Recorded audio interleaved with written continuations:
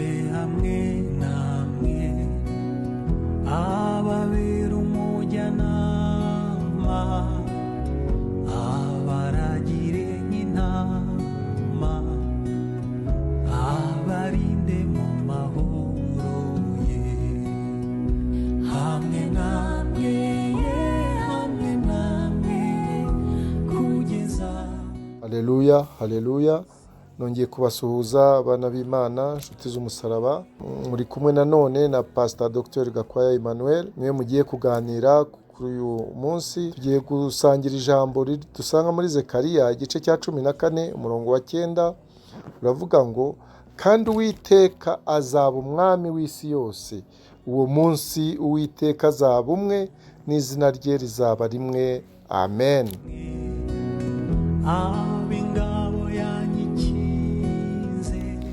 Icyo gihe Uwiteka Imana yacu uhoraho ndiho niryo zina rye, azaba Uwiteka azaba umwe n'izina rye rizaba ari rimwe, kandi niwe uzaba umwami w'isi yose. Ubu rero turumva ibintu by'ukuri uko byahishuwe kw'Imana yonyine yaremye ijuru n'isi, ikabeshaho, ikarema ibyo tubona ndetse n'ibyo tutabona, ibintu byose. Iyo Mana ni imwe kandi niyo ibiyobora.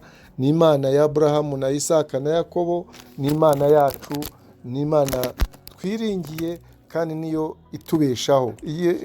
Icyo twiringiye rero nuko Yesu Kristo igihe azagaruka kwima ingoma ye ku isi, hazabaho amahoro, akaganza, hazabaho kuyoboresha inosi, gukiranuka, kuko intego y'umwami wacu, umwami Yesu Kristo, umwami uzaganza, nagakiza kuri kunyoko muntu, kuri muntu. Icyo dusabwa rero nuko twakomeza kwibera umwami Yesu, kuko nta kindi kintu cy'agaciro kiruta icyo ngicyo, kuba mu mwami Yesu. Noneho ibyo dushaka byose tukaba dufite umudendezo wacu mu mwami Yesu, tukabiriho twibera.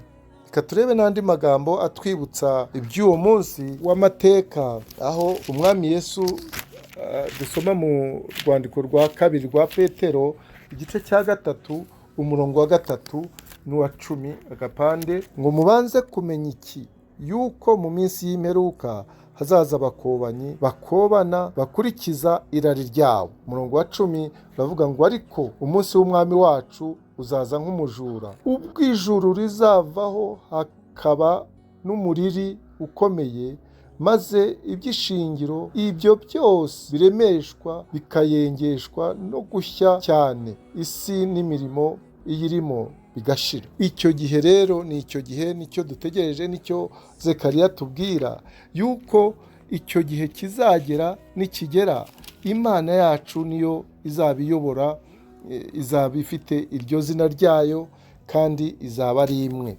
Icyo rero natwe dushinzwe mu muryango wacu w'abana b'Imana nuko tugomba kwibukiranya ibyo ngibyo, ku buryo tutagomba kubyibagirwa, bikaba ibintu duhora twibukiranya, dutegereje ibyiringiro byacu ko bisohora. Kuko ibihe turimo hari ibintu by'irari byinshi bigenda bivana abantu mu kwizera kwabo, ugasanga bagiye iruhande rw'ibyo tugomba kwizera, bakabizeza ibindi by'ibitangaza. Nibyo rero tubona ibyo bakunze kubashukisha ibintu nka 3 bijyanye cyane cyane n'ubutunzi bw'isi, dore ko ari bwo buraje ishinga abahanuzi b'ibinyoma ndetse n'abigisha b'ibinyoma. Ibya mbere bigisha bashobora kwigisha abana b'Imana nuko bababwira, ndavuga ibintu nka 3 gusa, ibindi tuzabivuga ubutaha, nuko bababwira bati vuga ikintu kandi ugisabe kuko ni icyawe.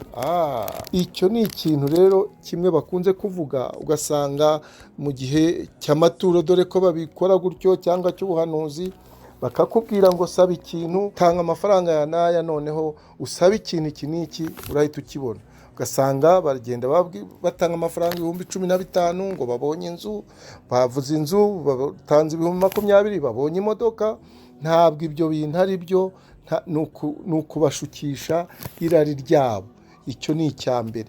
icya kabiri ni ikijyanye n'imbaraga zo mu kwizera, imbaraga zo kwizera bita force of faith. Bakavuga ko hari amategeko agenga imbaraga zo kwizera kandi Uwiteka Imana ikayagenderaho. Ni ukuvuga ngo kuba wizeye bakwemeza ko Imana itabica iruhande, ko igomba kubikora, ko rero Imana idakurikiza ubushake bwayo. Ibyo ngibyo usanga umuntu bamuha ububasha, bamubwira ko afite ububasha bwo guhamagara ikintu kikabaho nk'uko yaremwe nka mbere n'Imana.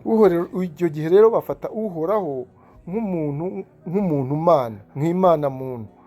Ugasanga mbese Imana ntabwo ifite sovereignty yayo, ntabwo ifite icyo Imana igomba gukora, kuko Imana iduha ibyo dukeneye, ntabwo iduha ibyo dushaka byose ngo nuko wabivuze.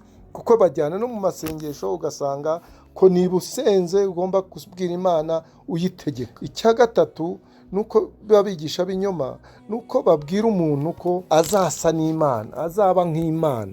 Ibyo tubisanga mu Itangiriro igice cya 3 umurongo wa 5. Iyo usomye rero usanga bazana ibyo bibeshyo byabo, babwira umuntu yuko ashobora kuba Imana cyangwa agasa nayo. Ibyo rero ni ibintu babeshya abana b'Imana, tukaba tugomba kubimenya kandi bijyana iteka n'amafaranga. Tukaba tugomba kwirinda abo bigisha b'inyoma cyangwa abahanuzi b'ibinyoma. Ubwo rero mu gusoza turasozera ku murongo wa 17 w'igice cya 3 muri rwandiko rwa 2 rwa Petero, aho avuga ngo nuko rero bakundwa, ubwo muburiwe hakiri kare, mwirinde mutayobywa n'uburiganya bw'abanyabyaha, mukareka gushikama kwanyu, ahubwo mukurire mu buntu bw'Imana no kumenya Yesu Kristo Umwami wacu n'Umukiza, icyubahiro kibike none n'iteka ryose. Amen, amen, amen.